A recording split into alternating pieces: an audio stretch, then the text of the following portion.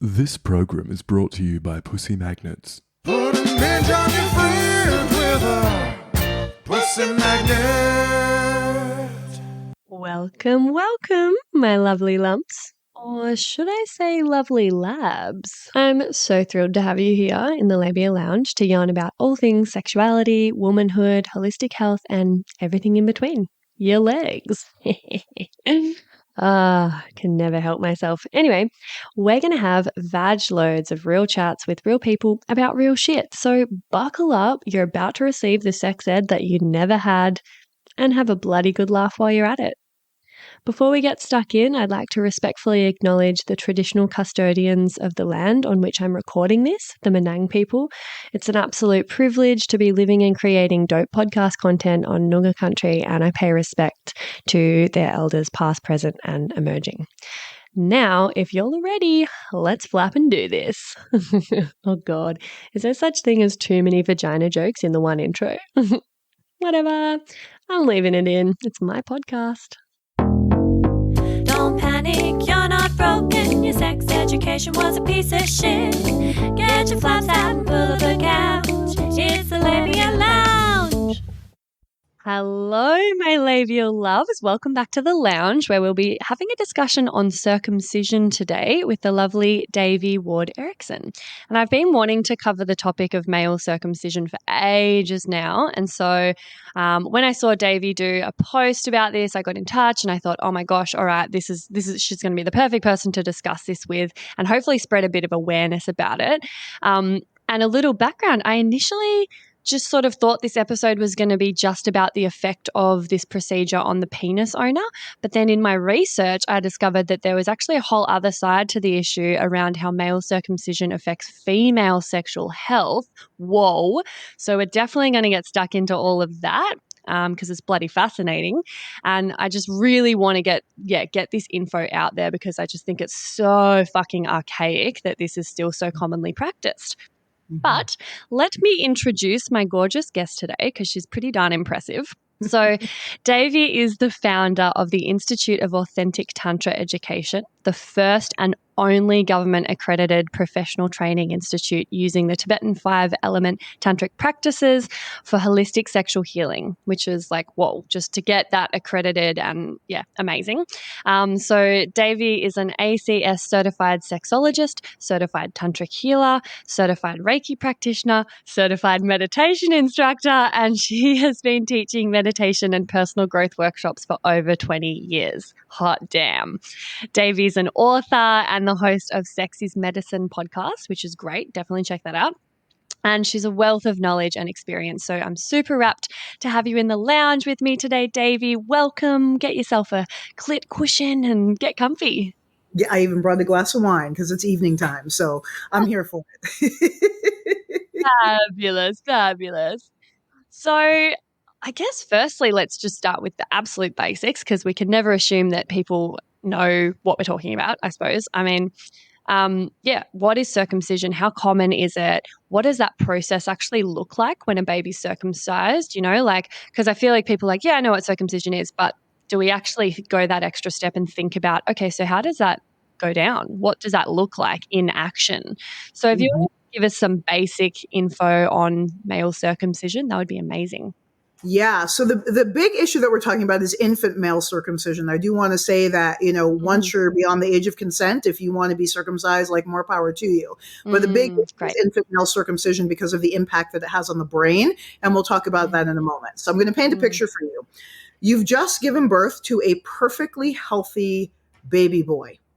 He's intact, has all fingers, all toes, perfectly healthy, absolutely nothing wrong, perfect genitals, beautiful little new human being in the world. You breastfeed him, you cuddle him, you snuggle him. There's this bonding, this neurological bonding, this hormonal and chemical bonding. He's welcomed into this world and he feels safe in your arms and nurtured, and there's all this love and connection. And then 3 days later, he's taken from your arms, taken to a room with big bright lights, strapped down to a table, and his little tiny perfect penis, they peel back the foreskin of the penis, and it feels like, imagine sticking a butter knife under your fingernail and peeling the nail back from the root.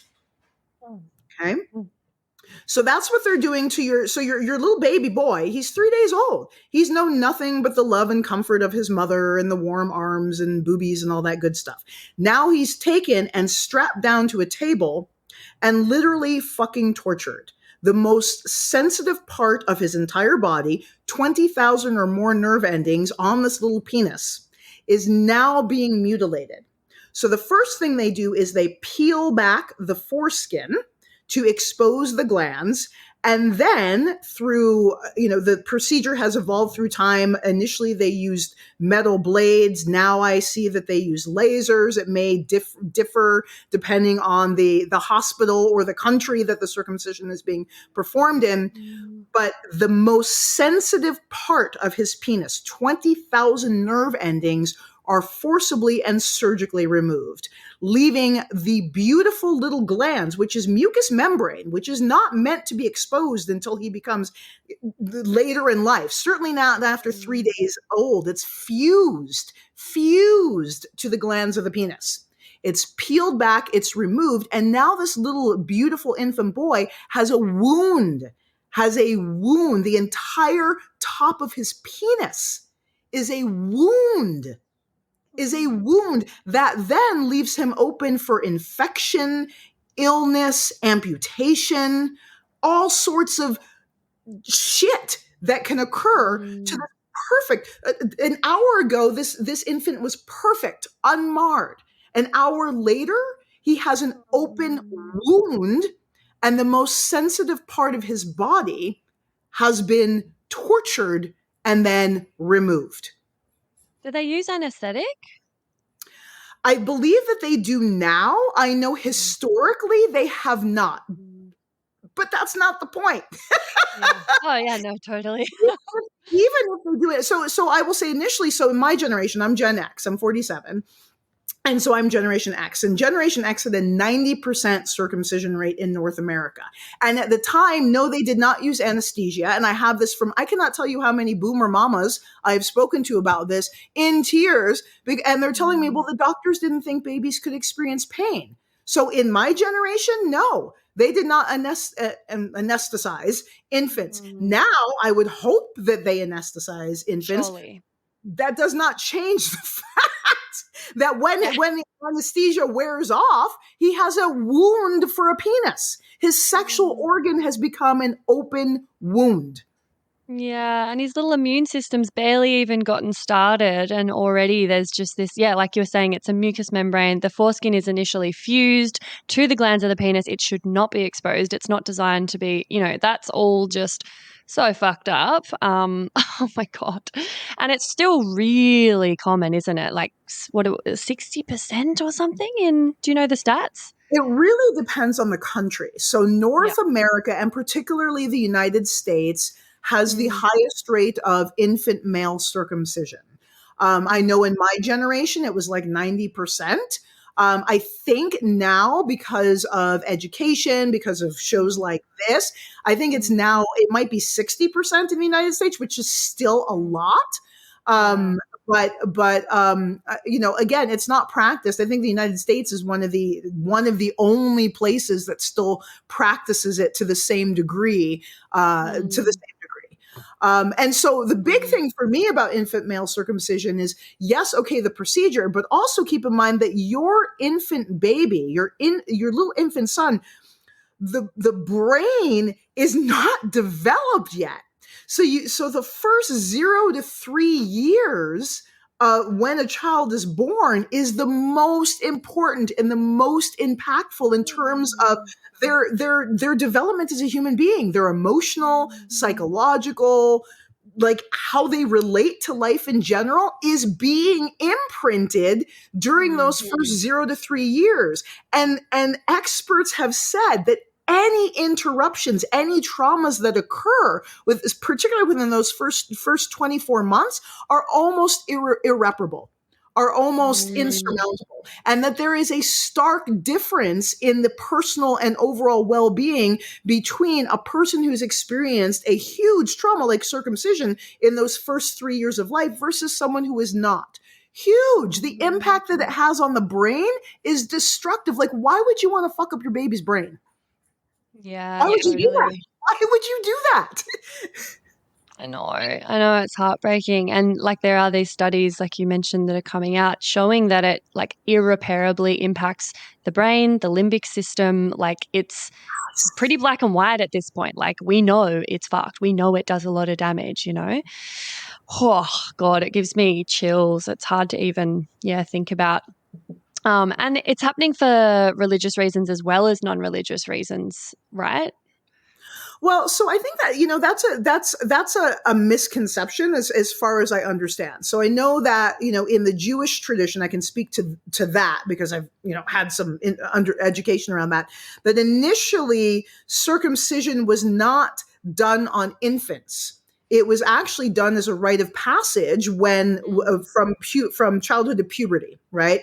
And so a piece, and it wasn't a total amputation like they do now. It was a piece of the foreskin to show your, honoring to God.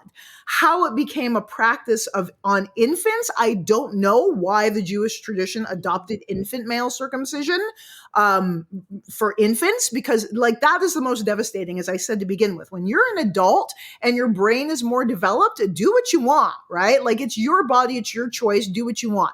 But an infant who has no choice, who's literally at the mercy of the environment, and the fact that brain, that is the biggest point, that brain is just initially being developed. Anything that occurs at that point, particularly a severe trauma like that, is going to be detrimental to your development as a human being.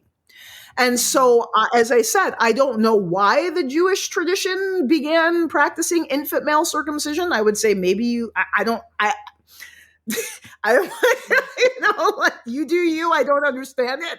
But most of the circumcision that I am advocating against and that I publicly speak against is the non-religious infant male circumcision. The kind that's being practiced in most hospitals in North America. There's not a religious reason that my white Anglo-Saxon Protestant husband was circumcised. The only reason he was circumcised is because a doctor told the mom that that's better. Yeah, That's well, the that's only the reason. thing. It's like I feel like most people don't actually know why they do it. They just go along with it because it's what's done. It's the done thing. It's common, and they maybe assume it's like a hygiene thing. I feel like that's the only reason I can pull out that I've heard people say, "Oh, well, like it's cleaner, it's more hygienic." But like, why the fuck are we doing this still? Like, is that So because people I just wanna speak to that, assume? because that's like saying that cutting off my inner labia is going to be more hygienic. It's like saying Yeah, that cutting off ridiculous. my clitoral hood is going to help me keep my pussy cleaner. Like, really? Like, you don't know how to wash?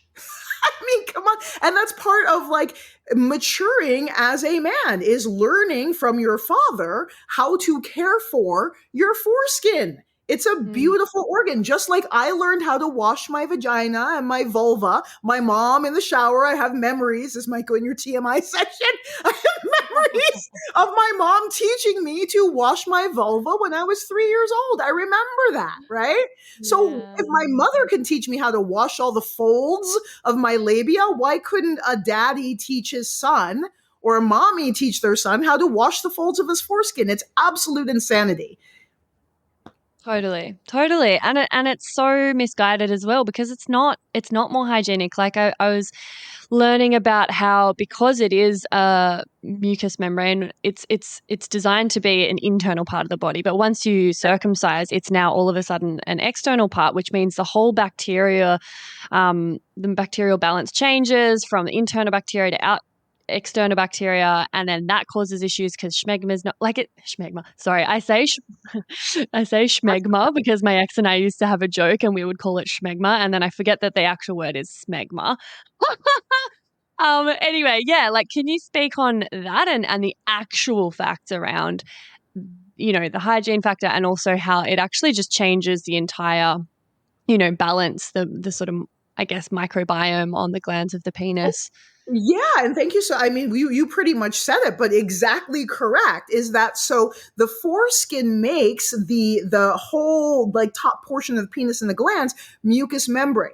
So the vagina is also mucous membrane. So when you have mucous membrane connecting with mucous membrane, good shit happens. The microbes and bacteria are compatible. They're meant to work together. It's like mucous membrane is like your eyelid. That's mucous membrane, right? It's soft, it's squishy, it has its own specific type of bacteria to keep it healthy and moist and protected. And so when you cut that off, the head of the penis keratinizes, so it's scar tissue. So it becomes less sensitive to touch. And also, as you were saying, the bacteria on the surface of the penis now becomes skin bacteria as opposed to mucous membrane bacteria. So now when you introduce it into the mucous membrane of the vagina, now you have competing and incompatible bacteria. So that's going to make your pussy smell.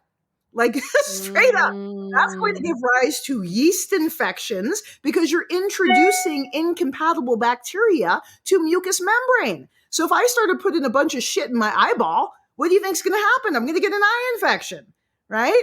So, right? So it introduces inhospitable and incompatible bacteria to the mucous membrane of the vagina, which gives us infections, UTIs, bacterial vaginosis, stinky smells. It's not a good situation for those of us with vaginas. Yeah, totally. And it's actually just wild because if you're getting chronic thrush with a certain partner or, and you just don't really know why, you would never think like, oh, it's because he's circumcised or something. Like I'm thinking back because once I learned this, I was like, what the actual fuck? Like vaginas are more prone to getting thrush and infections because of this incompatibility in bacteria. And I started thinking back and just trying to remember, all right, so who had a foreskin and who didn't and when, because I've had massive issues with chronic thrush and BV in the past. And it lined up. I was like, oh my God. And I'd kind of assumed like, oh, some people's genital bacteria just aren't compatible, but I didn't know that was a factor. Yep. So actually less hygienic in a way, Actually, yes. Crazy. So other than, I guess, protecting the glands of the penis and keeping that sort of bacterial balance intact on the mucosal membrane, what are the other purposes or functions of a foreskin? Like what are some other reasons why it's really important to try and keep it around? Hey, Babe Towns. So sorry to interrupt, but I simply had to pop my head into the lounge here and mention another virtual lounge that you've got to get around. It's the Labia Lounge Facebook group that I've created for listeners of the potty to mingle in. And there you'll find extra bits and bobs like freebies or discounts for offerings from guests who've been interviewed on the podcast, inspiring and thought-provoking conversations, and support from a community of labial legends. I also have an account on the fab new app Sunroom, which is a platform created by women for women and non-binary folk, and where there's no shadow banning or censorship of sex-positive content, unlike with the other platforms that I'm on. So you can hit up my Sunroom for extra content and real and raw life updates because I'll be sharing on there from now on all of the stuff that I can't post anywhere else. My vision for both of these is that they become really supportive, educational, and hilarious resources for you to have more access to me and a safe space to ask questions that you can't ask anywhere else. So head over to the links in the show notes and I'll hopefully see you in there. And now, back to the episode. Okay, so number one, y'all, it's pleasure. God, nature made us to feel good. Nature designed us for our genitals to be exquisitely pleasurable. Women have 5 beds of internal erectile tissue. Most of our erectile tissue is internal. For men, most of their erectile tissue is external, but we are designed for pleasure. The main function of the foreskin is pleasure. Men lose 60 to 70% of their pleasure. Guys, you lose 60 to 70%. Are you willing to live with that? 60 to 70% is lost from circumcision. That is a huge amount. You're functioning with 30 to 40% of your capacity. Oh my God. So number one, the function of the foreskin is pleasure. Some other ways that it functions is it creates a seal around the vagina so that penetrative intercourse, when the penis is penetrating, it doesn't wick moisture out of the vagina. It seals moisture into the vagina. You have mucous membrane and mucous membrane in contact. God is present in that moment. Let me just tell you, like, it is glory. The other thing that it does is it bunches up. That bunching around the vaginal opening presses on the G-spot and stimulates female ejaculation. So that's another function. Is it's designed to enhance pleasure, to literally press on your erogenous zones as a yoni owner, as a vagina owner, to actually increase pleasure for you. It also has estrogen receptors, so it can bioadapt the sperm to match your egg more effectively. It has microbes that are immune protectants for both partners, for the penis and for the vagina. And I can't remember everything else off the top of my head, but there's all kinds of websites. So study this. You guys, the foreskin is an organ. It is an actual organ, and it has intelligence. It's brilliant. It bioadapts shit. Like, it's amazing. Oh my God. It's so, yeah. Like when I started looking into this and I was like, oh, wow. Okay. There's like, it can trigger ovulation. There's antibodies. There's like this whole G-spot orgasm factor, which is no small factor. Like that's pretty fucking cool. Like I just couldn't, because I was like, okay, like I guess it buffers a bit of friction. I get that. It protects penis. I get that. I didn't think it would affect the vagina quite so much. Like I had no idea. Like the more I learned about it, the more I was like, oh my God. Like, I feel like maybe I'm making this up. Correct me if I'm wrong. I feel like I even saw some kind of statistic where, more like women or vagina owners who have sex with an uncircumcised penis, have a far higher rate of orgasm with penetrative sex. Is that right? Yeah. Oh my God. Yeah. I can't remember what the exact statistic is off the top of my head, but that has been verified and on many occasions. And I can also speak from personal experience.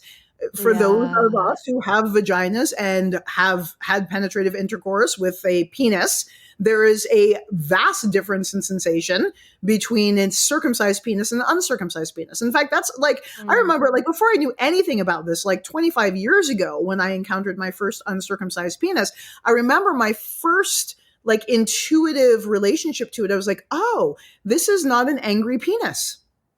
That was my first thought. I was like, oh, it didn't feel angry. And I didn't even realize that circumcised penises felt angry to me until I saw an intact penis and was like, and my emotional, like my heart, I was like, oh, this penis isn't angry. It's not mad at me.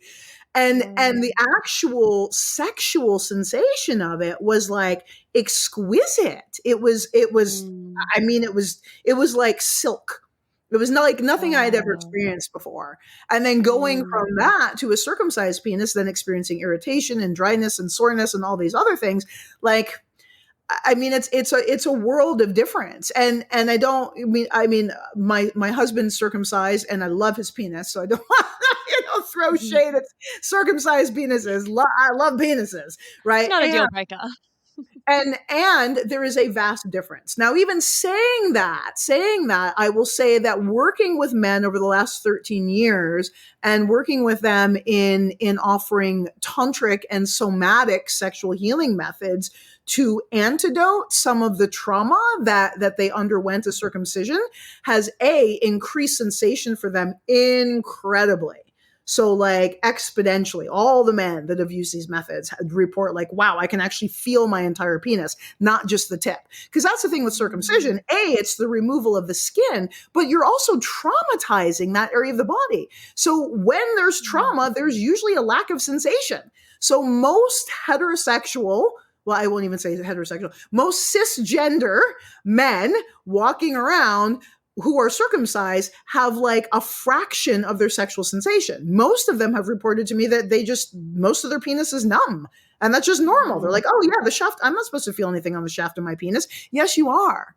And so through this tantric healing with my partner and other of the men that I teach, what they report is, oh my God, they can feel their entire penis from base to head, the entire shaft. And the way they make love is very different than pre-healing.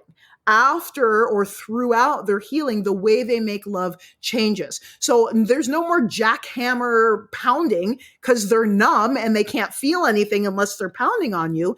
They actually begin to make love more like a man who's intact. It's smoother. They can do micro movements. They don't need to like pile drive you to feel anything, because that's the issue. So many circumcised men are numb, so they need to pound the pussy so that they can feel something. But an intact man doesn't need to pound you because he's got all of his sensation intact. Whoa. Yeah. So it's like, it's sort of, there's two reasons, I guess, already in that why, vaginas are more likely to have, and I actually just found it, I wrote down, women are 10 times more likely to have an orgasm with an intact penis rather than a circumcised. And it's like, one, the foreskin is actually playing a role in the pleasure. And two, the way they have sex is completely different because they're not just like trying to ram your fucking door down with their cock just to feel something, because that is the thing. Like, I think I was reading that initially when they're younger, like teenagers and stuff, they have circumcised men have a far higher rate of premature ejaculation issues because it's so hypersensitive, because it's not supposed to be exposed all the time like that. And then as they get older, it calcifies, it builds up scar tissue, it tries to protect itself, and then it gets more numb. So either way, you're kind of at the wrong ends of the spectrum there, which sucks. Yeah. And here's the thing. The reason that circumcision was institutionalized in the United States was from Dr. Kellogg of Kellogg's Cornflakes back in like the late 1800s, early 1900s. And he was like, I don't know why the fuck people believe this dude. I don't know, maybe he had money or whatever, but they just believe this dude spouting off all his bullshit. And he was like the most sex negative person on the planet. Yeah. He would brag about the fact that he like never had sex with his wife. Like that was like his claim to fame. He's like, I never have sex with my wife because I'm so pure. So he institutionalized circumcision as a way to literally, he wanted to traumatize people, to prevent them from masturbating later in life. So to give you an example of what this dude did, when teenage girls were found to be touching themselves, their parents would be like, oh, bring them to the doctor's office. He would pour carbolic acid on their clitorises to destroy the nerve endings to ensure that they experience no genital pleasure. And so the entire reason that circumcision was instituted in the United States was specifically to decrease sexual pleasure for both partners. That was why. That was the motivation. It was specifically to fuck you up sexually, to make it less pleasurable and to ensure that you didn't enjoy sex.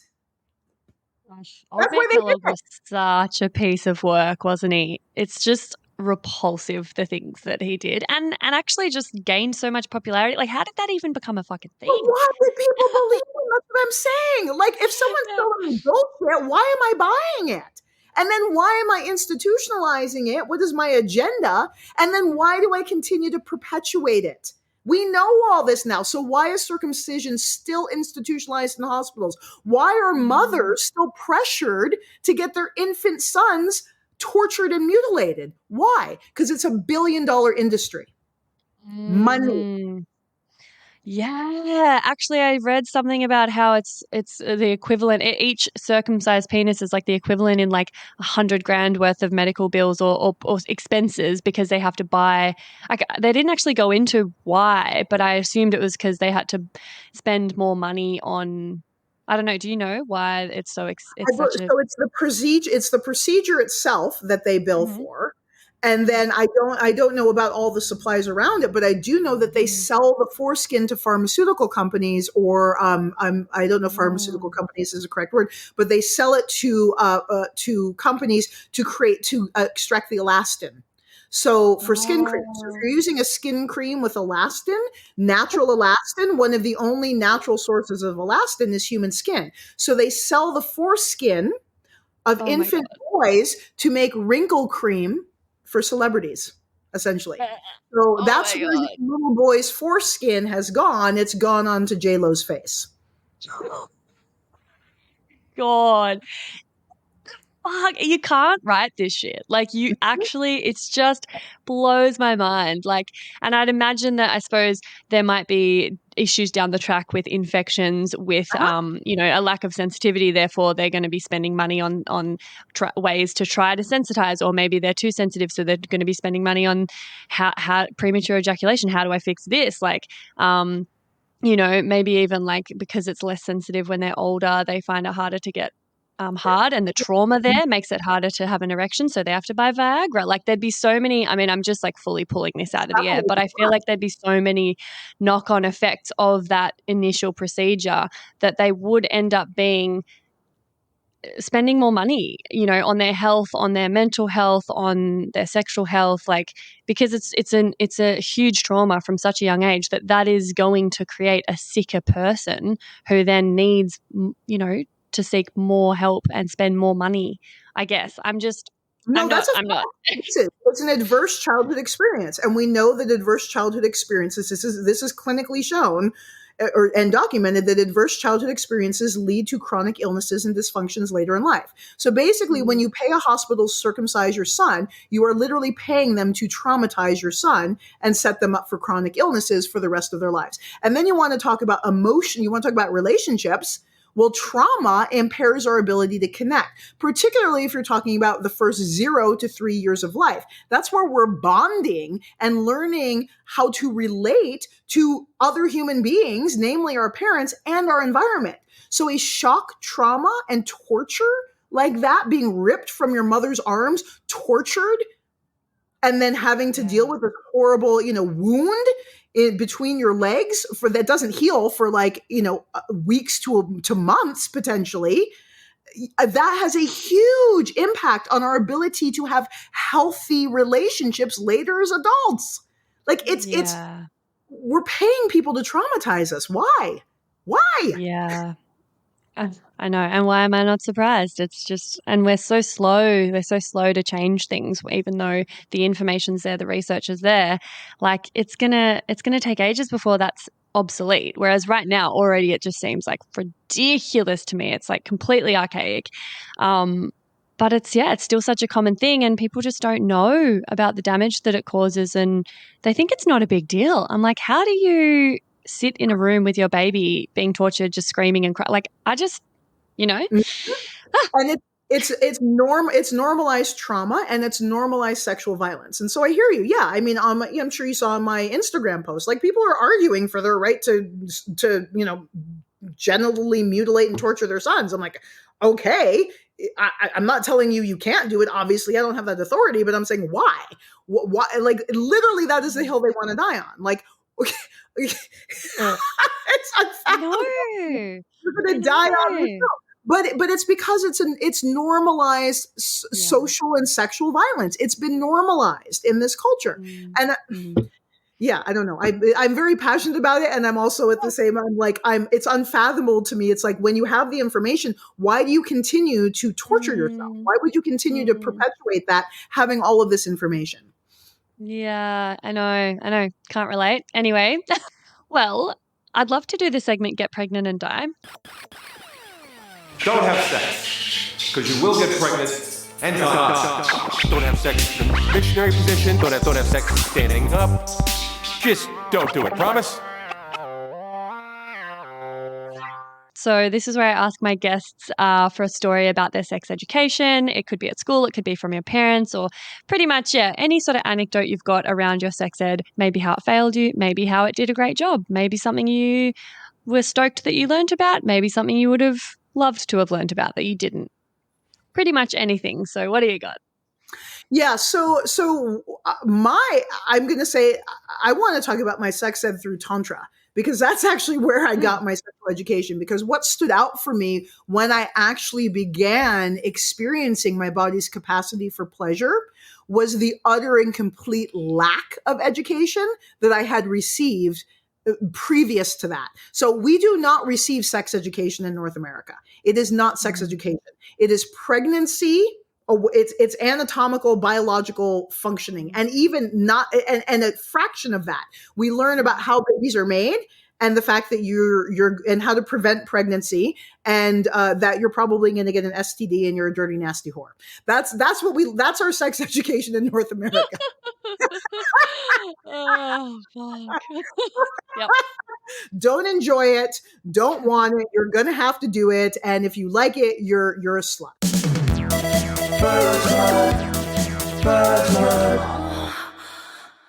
So that was my sex education growing up. When I started, and I will say that I did not learn Tantra for sex. That's not the way it was introduced to me. I actually practice lineage-based Tantra, not Neo-Tantra. I do not practice Neo-Tantra. I practice lineage-based Tantra. So my introduction to Tantra was spirituality, and you got to have sex too. I was like, oh, cool. So when I began experiencing over 15 different types of orgasm, when I began experiencing orgasm after orgasm after orgasm after orgasm, so that like I lost all sense of time and there was nothing but bliss, void, floating in space, that was my sex education. That was my education around what my potential, my sexual potential as a human being actually was. I would not call what people learn in school sex education. I would call that maybe biology 101. Yeah, word. It sounds like your sex education through classical Tantra was far preferable. So at least you found that path. I mean, fuck. Imagine if you didn't and you just had what you had in school. Whew. So getting back to, thank you for that. Loved that. Loved hearing about your initiation into your multi-orgasmic potential. So I'd love to go into a bit more about how it affects the sexual health of people who have vaginas, because we know obviously it's pretty fucked for the penis owner. Another couple of little stats that I had jotted down was that 30% of circumcised men have bent penises due to the procedure, which isn't, an issue, having a bent penis. Don't mind a bit of that.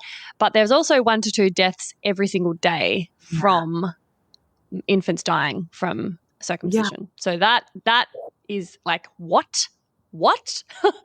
How is this a thing? Why are people still doing it? Like, that's wild. But yeah, to kind of shift gears and chat about how it affects vaginas, we did speak a bit about how it makes sex more enjoyable if there's a foreskin for a couple of reasons, and the bacterial balance, being disrupted. Are there other ways that circumcision affects female sexual health? Yes. And I'm gonna put a pin in that and circle back, because you stimulated something for me in talking about 1 to 2 infants die. Also, I don't know the statistics, but the accidental removal of the penis.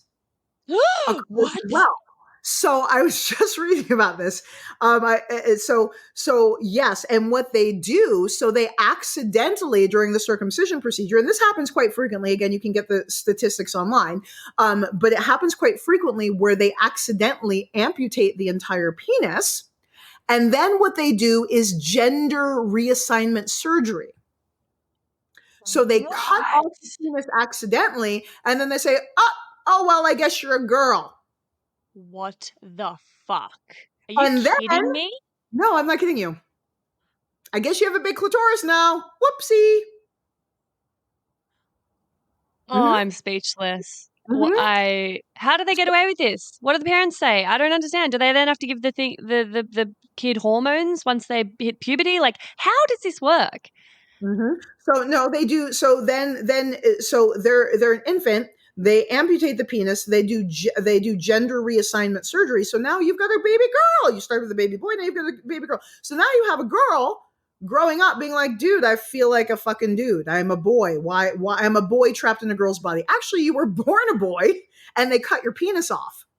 And then they tried to make you a girl, and now you're all fucked up and confused and can't go to school in fucking Florida or some shit because now you're transgender because the doctor cut off your penis. Oh my God. How do you accidentally cut off a penis? Well, because you're using a laser to cut off the foreskin, and it's tiny, it's on an infant, and so... Oh my God.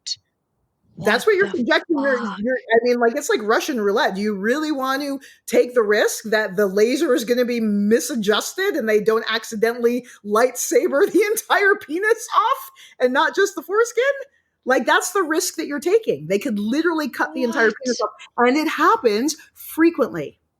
Well, aren't there just heaps of lawsuits from the parents being like, hang on, you cut off my baby's dick? Like, what? I'm sure they have you sign waivers. Oh my God, this is so fucked up. Okay, whoa.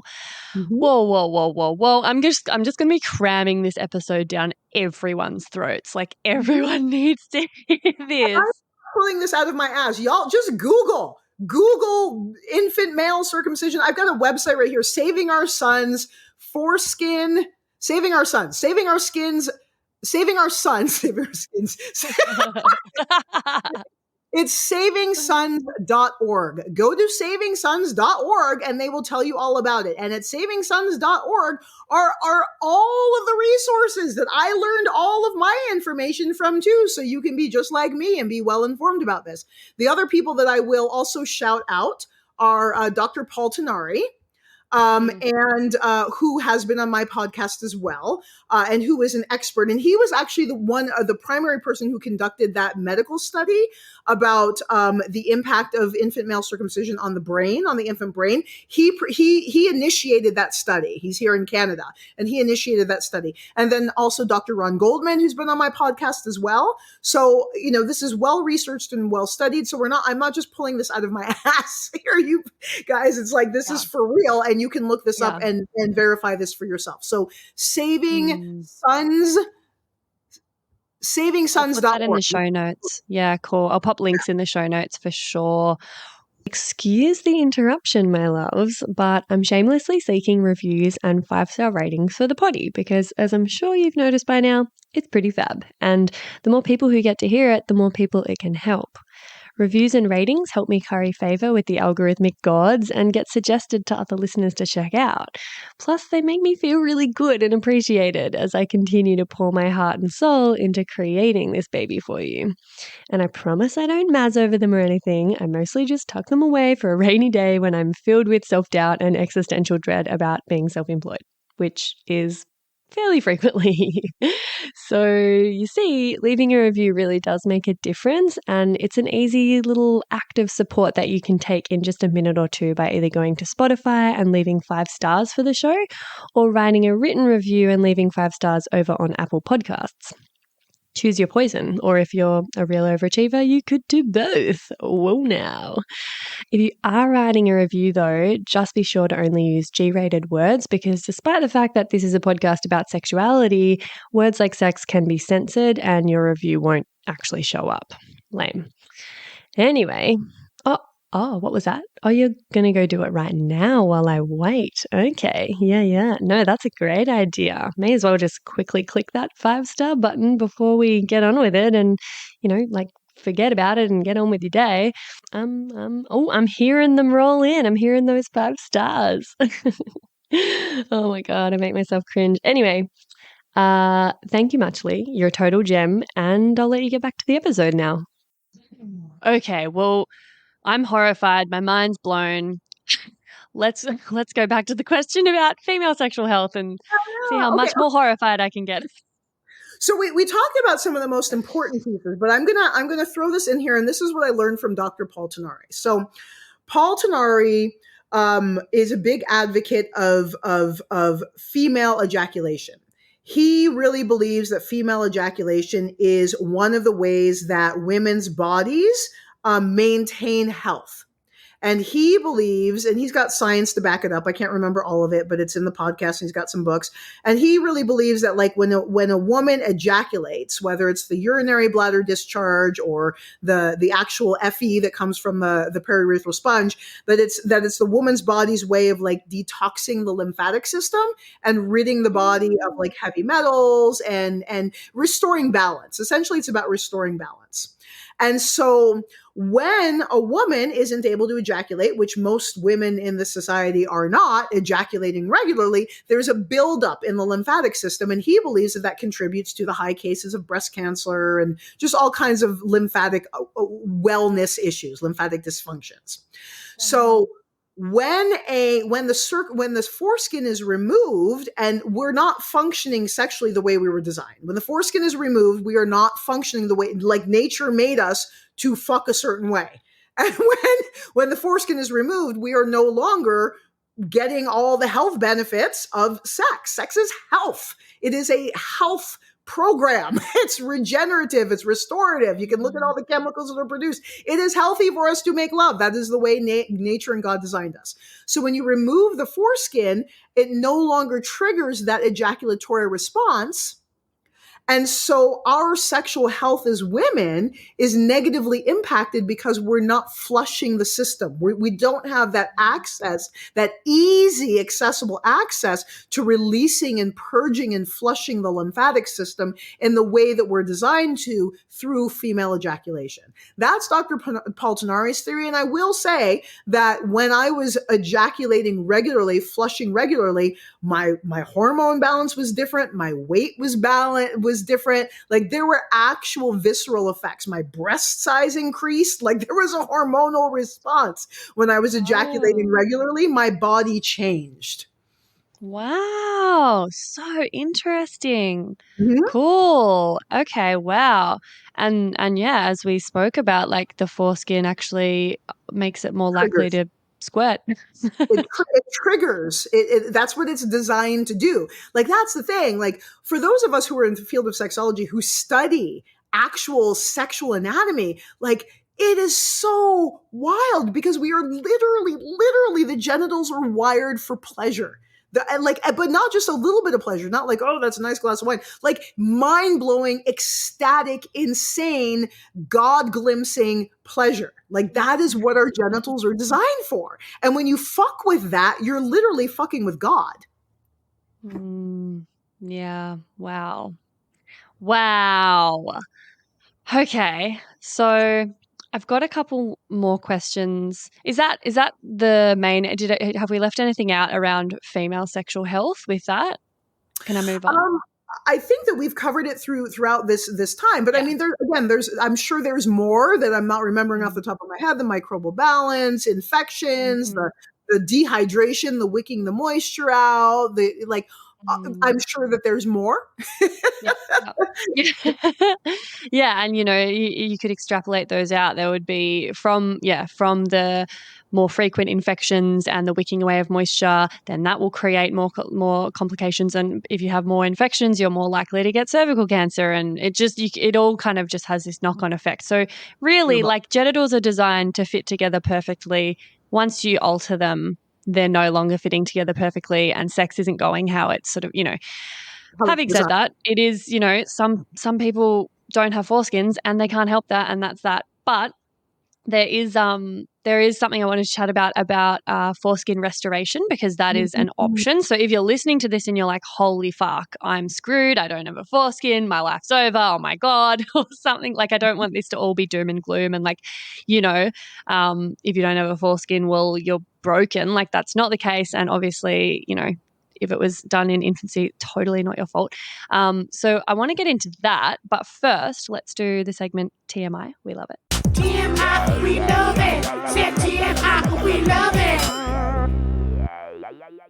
Where I ask guests for a TMI story that will be hopefully shining a light on a topic that would be usually stigmatized or taboo or hush hush, because I find that really inspiring. I think people find it really relatable, really empowering, really, a really special thing to be able to share. So do you have a story for us? Yes, I do. And so I'm sharing this because it was a big aha moment for me.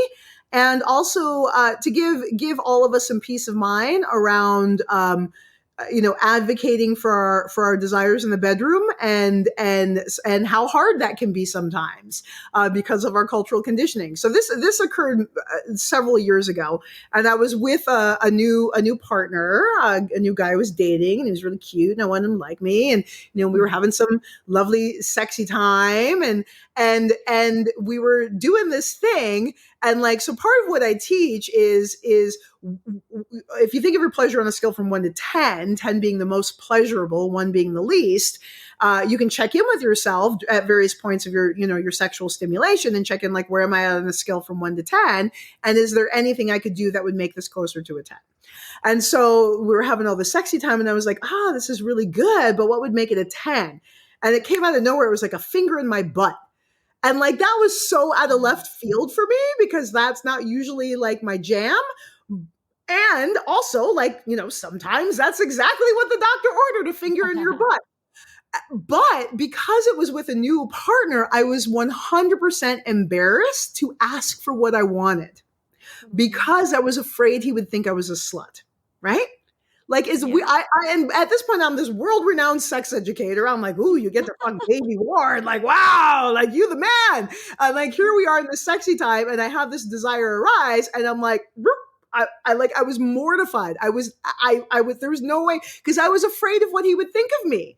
And I just want to show, because it's so subtle, that desire arose. But even I'm a world-renowned sex educator, but I was still afraid that by asking for a finger in my butt, that this person might think poorly of me. So obviously I didn't ask for the finger in my butt. But afterwards, when we were chatting, I was like, I didn't say this in the moment, but I really wanted, your finger in my butt. And he was like, damn, I wish you had asked me. And then I told him, well, I didn't ask you because I was afraid of what you would think of me. And he's like, I would have thought you were the fucking bomb. I would have loved it. And all that's true and good. But again, I just wanted to share this because even for those of us who are the most sexually accomplished and whatever, dude, cultural conditioning still arises, and we still are afraid sometimes of what people are going to think of us if we ask for everything that we want, particularly if it has to do with the butt. So just wanted to throw that out there for everyone. Totally. I love that so much. I love that you brought that up, because I'm always talking about that. It's I think people tend to put, those of us that have studied this and do this as our thing, they put us on this pedestal and assume that we never have issues with that, and we've healed all of our sexual trauma and all of our conditioning. And I'm like, it happens to the best of us. Even years into doing this work, I'll still have moments where something like that arises, and I'll be conscious of it now. I'll be like, oh wow, that's interesting. I thought I'd dealt with that, or I thought that I would have the confidence to bring that up, but looks like I'm still uncomfortable with that. Wow, there's still remnants of that societal conditioning and that shaming that are so deeply ingrained that I feel like it's a constant journey, and there's always going to be little bits, and it kind of ebbs and flows. And it's often in a situation with a new lover that they arise, I find, because you're just like, oh, wow. But I think that's part of it. And I think it's really cool to notice that happening within yourself, and rather than shaming yourself and being like, I thought I was over this. I thought I was better than this. What the fuck? I'm an empowered sexual woman. What's going on? Just be like, wow, okay, totally. This is another opportunity to remove another layer. And it's cool. I think it's great.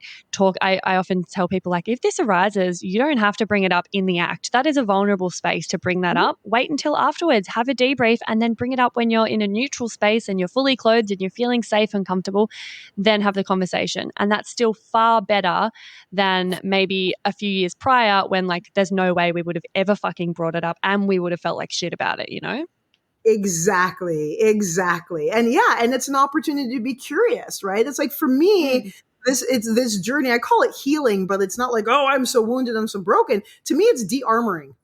Yeah. It's more blossoming. I think that's the way, like, to me, healing equals blossoming. It's like I grow these beautiful roses. And so it's like petal by petal, the rose blossoms into its full glory. Right. And that's the way I feel like going through my personal journey for the rest of this life. It's like petal by petal, like a rose blossoming and blooming into its fullness. And it's a sweet, beautiful journey. Like a rose, it starts as this bud and then it just starts to open. At every stage, it's glorious.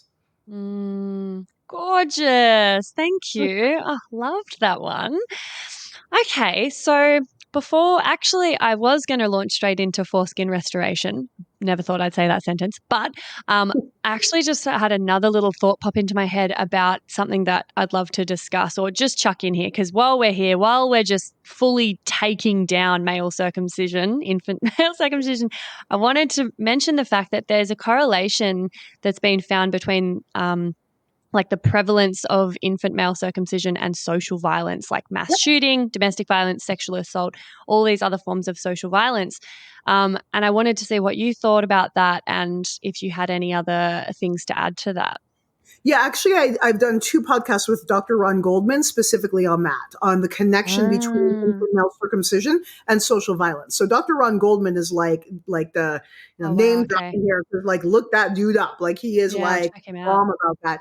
But that was what his studies have found, and not just him, but also like he says social scientists in general. So one of the things that he said is that social scientists around the world have found a prevalence between the societies that are the most sexually repressive, particularly towards women, are also the most socially violent. Wow. So there is a correlation.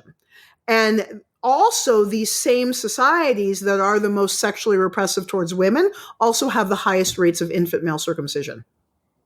Whoa, there you go. Yeah, wow. Yeah, so I'm definitely going to check out Ron. I hadn't actually heard of Ron Goldman, so I'm going to check out those podcast episodes for sure. Because, I was just reading about studies by social scientists around this, and it didn't surprise me at all. Like we were talking about before, it's a fucking massive trauma. So obviously that's going to, ripple out into the rest of their lives. And if there's this collective trauma that's happening really commonly in a society, then what do you fucking think's going to happen? Well, and then you layer on top of that, again, particularly in the United States, I'm American. So that's, I live in Canada, but I'm American. Hush. And so if you layer on top of that, the wars, the perpetual cycle of violence of sending our young circumcised men to go fight in wars and then come home, and then you wonder why people are walking around with guns in the United States shooting each other in Walmart. Like, hello, people. It's an accumulation of trauma. And yes, it begins with that circumcision. It does make men more prone, as social scientists are finding, more prone to violence, but also more emotionally avoidant. So I'm going to throw out another book for y'all to read, Healing Developmental Trauma. And so this book is about how the brain develops at each stage of human development and how trauma impacts that brain development. That is what really brought this home for me in terms of circumcision. Again, because those 0 to 3 years are formative. That is literally where your brain is being developed. Your entire orientation to what it is to be in a body is being developed in those first 0 to 3 years. So any interruptions in that are fucking devastating, and you don't recover from that. And one of the primary ways that this trauma manifests is an inability to connect with the humanity of yourself and another, the inability to form healthy relationships, and an escapism into the intellect, an avoidance of emotion, and an avoidance of physical form. Yeah, wow. And you wonder why your 45-year-old man doesn't want to connect with you, is emotionally avoidant. Could it have anything to do with the fact that he was genitally mutilated at birth? Yeah. Holy shit. Oh, okay. So say someone has unfortunately been subjected to male circumcision when they're a baby. They're now later in life learning about the damage that this has done, noticing how it's affecting them. I've heard of people growing back their foreskin. I've heard of surgery. So I feel like there's a few different, I haven't looked deeply into it, but I heard a podcast years ago about foreskin restoration, and I remember there being like manual things where they like stretched it and helped it grow back if there was enough left from the operation, and then there's other surgical options. So can you chat a little bit on the methods or techniques or options that someone might have if they don't have a foreskin and they want to get one back? Hey, me again. If you'd like to support the potty and you've already given it 5 stars on whatever platform you're listening on, I want to mention that you can buy some really dope merch from the website and get yourself a Labia Lounge tote, tee, togs. Yep, you heard that right. I even have Labia Lounge bathers. Or a cute fanny pack if that'd blow your hair back. So if fashion isn't your passion, though, you can donate to my Buy Me a Coffee donation page, which is actually called Buy Me a Soy Chai Latte, because I'll be the first to admit I'm a bit of a Melbourne cafe tosser like that. And yes, that is my coffee order. You can do a once-off donation or an ongoing membership and sponsor me for as little as 3 fat ones a month. And I also have a Sunroom profile over on the Sunroom app, as I've mentioned. And I also offer one-on-one coaching and online courses that'll help you level up your sex life and relationship with yourself and others in a really big way. So every bit helps, because it ain't cheap to put out a sweet podcast into the world every week out of my own pocket.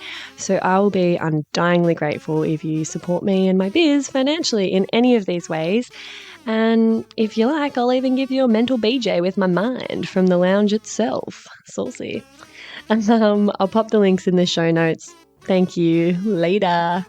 Yeah, so I don't know tons about the foreskin restoration process. So that, again, is something that you can Google and look up. There are some very reputable sites, and there's some men that have experienced very wonderful results in doing the foreskin lengthening, the stretching and the lengthening. The thing is that you're never going to get back that frenulum. So even though you may be able to stretch the foreskin, it's never going to close around the glands without additional support, because you lose the muscle that does that, the membrane that does that. Same with foreskin restoration surgery. So Dr. Paul Tanari was the first man in Canada to ever have that done. And that was the thing. They took skin from somewhere else on his body, and then they grafted it onto his penis, and then it covered the glands. But he always had to use a rubber band to close it around the glands, because it doesn't have, I can't remember, it's a muscle that causes it to contract around the glands and then release. And then you lose the frenulum too, which is that attachment piece. There's like that makes it move back and forth, retract and whatever. But he did say, interestingly enough, so he did do the little rubber band around the glands, and he said that in the process that the scar tissue, the callus, did actually peel away, and that the head of his penis. It did peel away by keeping it closed and covered. It took, several months, but over a period of time, he said it flaked and peeled off, and now the whole glands and the shaft of his penis is now mucous membrane again because of that. So it was effective in that way, but again, you don't. There's some pieces that you don't recover. What I specialize in, I do, is I use Tantra, and it doesn't restore the foreskin, but it does help heal the trauma using somatically based methods as well as energy body yoga, and it does increase the sensation significantly. So you won't reclaim the foreskin, but you will heal some of the trauma. You will heal some of it in your brain. You will heal some of it in your actual penis. And as I was saying before, a tremendous amount of sensation can be restored. Wow. Oh my God. Okay. So that's super fascinating. Okay. A couple of questions rising from that. Does he have to wear an elastic band like full time, or was that just in, okay. No, and full-time. Then takes it forever. off? Okay. Wow. It's because the thing that makes the penis cover the glands, like initially, is removed. Right. Otherwise it would just sort of roll back. Okay. Mm-hmm. But it's gone back to being mucosal membrane, and so he can feel more pleasure now. And does he sort of talk about more increased pleasure and sexual I haven't actually talked with him about his sexual pleasure. So I don't know. But I do know that he did tell me that the callus flaked off. So I do know that. But I haven't had a conversation with him about how much pleasure he has. Cool. Oh, we'll have to get him on and have a chat. I've read lots of anecdotal examples of it really improving and making orgasm feel like nothing they've ever felt before. So I have heard that it's worth doing. And then with your methods, so how does that work? How do you, I mean, you sort of touched on it, but if you could just go into a little bit more how you help men regain deeper pleasure and heal the trauma around it. Yeah, so it's a holistic approach, and we use the 4 pillars of healing. So we work with meditation practices, we work with movement practices, we work with connection-based practices, and then, of course, sexual pleasure practices. And so it's a combination of methods. So we work specifically with the energy body first, because in our tradition of Tantra, the energy body is senior to the physical body. So if we want to do any kind of physical work, we want to work energetically first to kind of prepare the ground and till the soil, so to speak, and get things moving and get those channels repairing. In the system of Tantra, the energy body is like maps on to kind of like the neurological system. It's not quite the same, but it kind of gives you an idea. And again, the energy body is supreme or superior. So if we're able to regenerate energy channels, the actual physical nerve pathways will follow, at least theoretically, right? So we work with the energy body first to begin healing on that level. We work with mindfulness and meditation to cultivate presence in the body. And then we begin this process of reestablishing the connection between the heart, the brain, and the genitals. And through using these somatically based healing methods to begin to release the imprint of trauma and restore sensation, coupled with yogic breathing methods and some other, tantric visualization practices, it effectively, this has been our experience anecdotally from our students and our lived experience, is that again, as the trauma of that experience is shed from the cells, what returns is sensation, because that's our birthright. And in the case of the genitals, that sensation is pleasure. So we let go of the pain and we reclaim the pleasure. And then also working with the energy body, it also helps increase and accelerate that experience, because we're working both physically and energetically. And then we're also harnessing that sexual energy and moving it and circulating it through the entire system to enrich and enhance the whole body. And then we can do journaling practices and nonviolent communication to kind of connect with the feelings and the needs around it. But oftentimes, there is some emotional pain that's released. I've held beautiful sacred space for so many men weeping and grieving as they literally relive that experience of being circumcised as infants and literally releasing the emotion and the trauma from their cells and from their nervous system. And the beautiful thing is again, once that trauma is released, health is restored. So it's released from the brain. The damage to the brain is released. Studies have shown that meditation practices specifically help heal the brain from trauma, heal the traumatic imprint in the brain, and grow new areas of the brain that make us more emotionally available, more accessible, all of that sort of stuff. So all of those methods combined together holistically is what bears the results that we see. I hope that made sense, because that was a little bit rambling. No, totally. Yeah, so powerful. Yeah, I wouldn't expect anything less. It has to be holistic to get the results that you're getting. Like, it's got to be super holistic. And I get so similar when I'm talking about stuff I'm passionate about. I just like jump around. I'm like, this and this and this and this. No, it makes complete sense. And that's so special and so potent that you're able to offer that for people. And yeah, I'd imagine it would just make such a massive difference. Wow, cool. Okay, so is there anything that we haven't covered off or touched on that you want to add before we wrap up? Because I feel like we've jumped all around the place and we've covered quite a bit. It's been a huge, my brain's kind of exploding a little bit. I learnt a lot, and I'm sure people are just like reeling from all of this new information. But is there any parting words or things that you'd like to just flag before we finish? Just that I hope that our conversation has dissuaded you from wanting to circumcise your infant boys. Please tell all your friends and your relatives. And also, like it's okay if you don't agree with what we said. The research speaks for itself, in my opinion. So please do your research. Please look up all our links and all our resources. I mean, we're just passing information forward that other people have gathered, and you can gather that same information as well. And then for those of you, I guess I just want to say that the reason that I feel so passionately about this is because this is a preventable trauma. And we don't need to continue perpetuating it against each other and against our brothers and our sons and our husbands, right? We don't need to continue the cycle of violence. And so that's why I speak so passionately about it. It's not to shame anyone or, criminalize anyone, but Dr. Kellogg, Totally. the fuck out of him. He should feel ashamed. But yeah, I mean, it's a sensitive topic. And I know that, some people being introduced to this for the first time are like, holy shit, like, what did I do? What did I do to my son? Or what has been done to me? So just be mindful that we're talking about trauma. And I come with a lot of heat about it because I have a lot of passion and there's a lot of ignorance to penetrate through, interestingly enough. But also, just encourage you to be sensitive and mindful and stay self-connected, and just know that if this was done to you, there's no shame. It was not your choice. It was done to you, and it was done in ignorance. And ignorance is something that we can change. Yeah, totally. And I'm probably feeling a little sad for some of the mothers that did this without realizing because their doctors pushed them or their husbands or it was part of their religion or it's just the done thing and they didn't know any of what we've spoken about and now they're learning they would probably feel quite heartbroken that they had done that.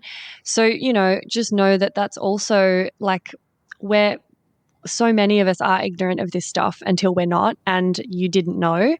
But I'd love to just encourage you all to share this episode, do the research, like spread this information as far and wide as you can so that no one else is put in that position where they're making, a really disempowered decision based on ignorance. And really traumatizing their baby, Are there any movements or sort of activist sites or petitions, or is there any action that we can take to try to make this a thing of the past? Like, make it illegal or make it, are there any things going on that we can add our name to or, Yeah, there's a lot of stuff. I can't remember all of it off the top of my head. I apologize for that. I'm going to refer again. I'm just going to go to the savingsons.org site because this is one site that's done just a tremendous amount of research on it, and they have a lot of the other websites. They've got National Organization of Restoring Men, Functions of the Foreskin. There's a wonderful movie, Circumcision. Google the Circumcision movie. That is incredible. And that contains so many of the experts that, we're citing their research. So it has Dr. Ron Goldman in it, and a variety of other people that I highly respect in the field, speaking out against circumcision, medical professionals. So the Circumcision movie, I encourage you to Google that. And there's just so much out there and I just can't remember all of it on the top of my head. All good. Well, I'll put that link in. It sounds like savingsons.org is a bit of a one-stop shop and you can then just find other avenues. And I'm sure there's ways that you can take action and push for this to become obsolete like it should have been a long time ago. Yeah. Wow. Well, thank you so much, Davy. This has been bloody enlightening. I've learned so much. You've been a joy. Really appreciate your time and generosity with all of your knowledge and passion. Yeah. Thank you so much for having me. I really appreciate it. And I'm going to put Davy's links to Authentic Tantra Education and her work in the show notes. Definitely check that out. I'll put it in the Facebook group because, really good stuff. And I've definitely done a couple of episodes in the past about my and some others like Neo-Tantra history, which have been sort of shedding light on the underbelly of all of that. But what Davy is doing, different thing. So get around it. Yeah. Very different. Yeah. Beautiful. All right. See you later, everyone. Bye. And that's it, darling hearts. Thank you for stopping by the Labia Lounge. Your bum groove in the couch will be right where you left it, just waiting for you to sink back in for some more double L action next time. And in the meantime, if you'd be a dear and subscribe, share this episode, or leave a review on iTunes, then you can pat yourself on the snatch, because that, my dear, is a downright act of sex-positive feminist activism. And you'd be supporting my vision to educate, empower, demystify, and destigmatize with this here podcast. Also, I'm always open to feedback, topic ideas that you'd love to hear covered, or guest suggestions. So feel free to get in touch via my website at freyagraph.com or say hey over on Insta. My handle is Freya_graph_YMT, and I seriously hope you're following me on there, because damn, we have fun. We have fun. Anyway, later labial legends. I'll see you next time.